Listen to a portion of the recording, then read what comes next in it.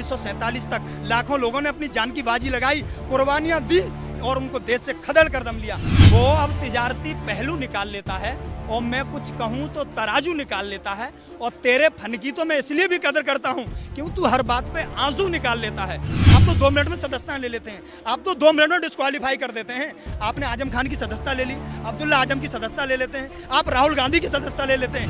हिंदू धर्म नहीं, देश धर्म से नहीं, देश संविधान से चलता है। और जब आप संविधान को तार तार करने की कोशिश करेंगे तो आपके खिलाफ लोग आएंगे, यहाँ संविधान को बचाने आएंगे। क्योंकि ये देश जो है, इससे पहले भी कई आंदोलन हुए। एक आंदोलन हमारे देश में एक ईस्ट इंडिया नामक कंपनी आई थी, जिन्होंने ब्रिटिश जो लोग थे उन्होंने यहाँ आकर के राज किया। उनको ये लगता था कि हमारा कभी सूर्य अस्त नहीं होगा। लेकिन 1857 में जो क्रांति शुरू हुई, 1947 तक लाखों लोगों ने अपनी जान की बाजी लगाई, कुर्बानियां दी और उनको देश से खदेड़ कर दम लिया।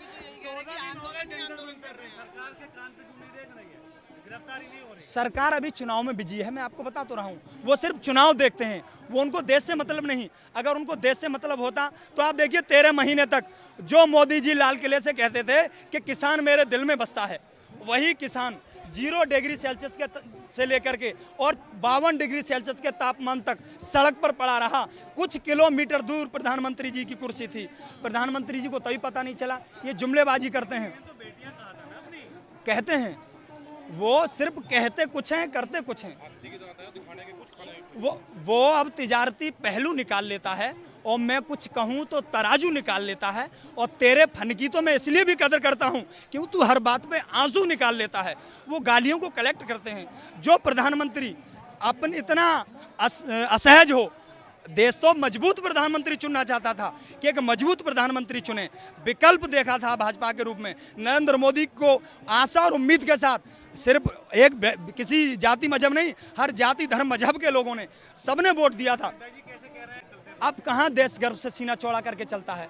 हमारे देश की विदेशों में किरकिरी होती है। आप कहते हैं विदेश नीति मजबूत है। ऑस्ट्रेलिया में हमारे दूतावास पर हमले किए जाते हैं, कई देशों में हमारे प्रोडक्ट को बैन कर दिया जाता है। कहाँ विदेश नीति मजबूत है? विदेश नीति मजबूत नहीं है। हमारे देश की स्थिति खराब है और सिर्फ जुमलेबाजी कर रहे हैं। देश की आर्थिक स्थिति इतनी खराब है। यही प्रधानमंत्री जी एक बात और कहते थे कि जब रुपया गिरता है और डॉलर बढ़ता है तो सरकार का इकबाल गिरता है। लेकिन रुपया गिरते गिरते आज 72 रुपये पे डॉलर हो गया, तो कहाँ सरकार का इकबाल क्यों नहीं गिर रहा है?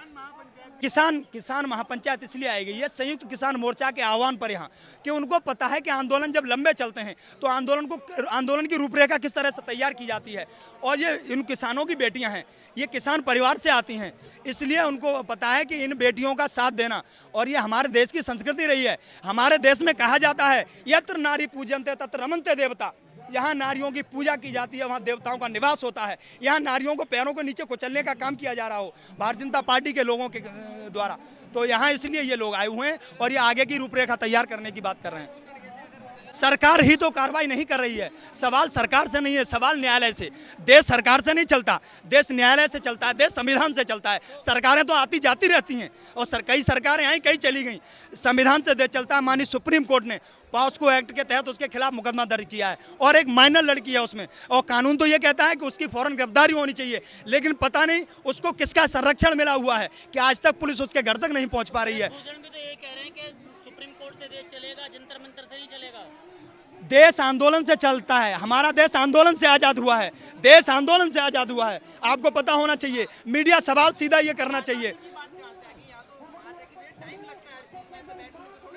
कैसे नहीं होगा? किसानों को तो, किसान भी जब बैठे थे उन्होंने कहा हम वापस नहीं लेंगे कानून, और उनको कानून वापस लेने पड़े 13 महीने बाद। इनको लग रहा है कि वो व्यक्ति है उसके खिलाफ कोई कार्रवाई नहीं होगी जब तक वो उसकी सदस्यता नहीं ली जाएगी। आप तो 2 मिनट में सदस्यता ले लेते हैं, आप तो 2 मिनट में डिस्क्वालीफाई कर देते हैं। आपने आजम खान की सदस्यता ले ली, अब्दुल्ला आजम की सदस्यता ले लेते हैं, आप राहुल गांधी की सदस्यता ले लेते हैं, सवाल पूछने पर सदस्यता ले लेते हैं। उन्होंने कह दिया कि नीरव मोदी, ललित मोदी ये चोर हैं। बस यही तो चल रहा है। केरला में ऐसा कुछ नहीं है। आप सिर्फ यहाँ नहीं देख सकते, देश इस तरह की नफरती फिल्मों से नहीं चलता है। देश संविधान से चलता है। मैं आपसे कई बार कह चुका हूँ, नफरत जो है, ये लोग नफरत पैदा करके राजनीति चमकाते हैं। ऐसा नहीं है, ना कोई धर्म नफरत की कहता है, और किसी एक मजहब को किसी को टारगेट नहीं करना चाहिए। मैं यहाँ तक है, मैं जानता हूँ, मैं इस्लाम धर्म को भी जानता हूँ। इस्लाम कभी किसी का खून खराबा इस तरह की बात को नहीं कहता है। जो मजहब इस्लाम वुजू बनाते वक्त बेवजह पानी बहाने को नहीं कहता हो, वो किसी का खून बहाने या किसी का गलत करने को क्यों कहेगा। और जो इस काम को करते हैं वो इस धर्म से ताल्लुक़ नहीं रखते। मैं आपको एक चीज़ और सबूत के तौर पर बता देना चाहता हूँ। जब ताज हमला हुआ मुंबई के अंदर और वहाँ जो आतंकवादी मारे गए थे उनको दफनाने के लिए महाराष्ट्र के कब्रिस्तान में लोगों से ज़मीन मांगने को कहा गया, तो उन्होंने ये कह दिया था कि हमारे देश की ज़मीन उन आतंकवादियों के लिए पनाह नहीं दे सकती। तो आप इस तरह से ये द केरला फिल्म ला करके देश का ध्यान भटकाने की कोशिश कर रहे हैं। कर्नाटक चुनाव सर पर है, उनको लग रहा है कि हमारी ज़मीन खिसक रही है, कर्नाटक से वो बिल्कुल खाली आ रहे हैं, इसलिए इस तरह की फिल्में लाने का, इस तरह के प्रोपगंडे ला रहे हैं वो कि हमारा जो है देश में नफरत हो और हम जो है वोट पा सकें।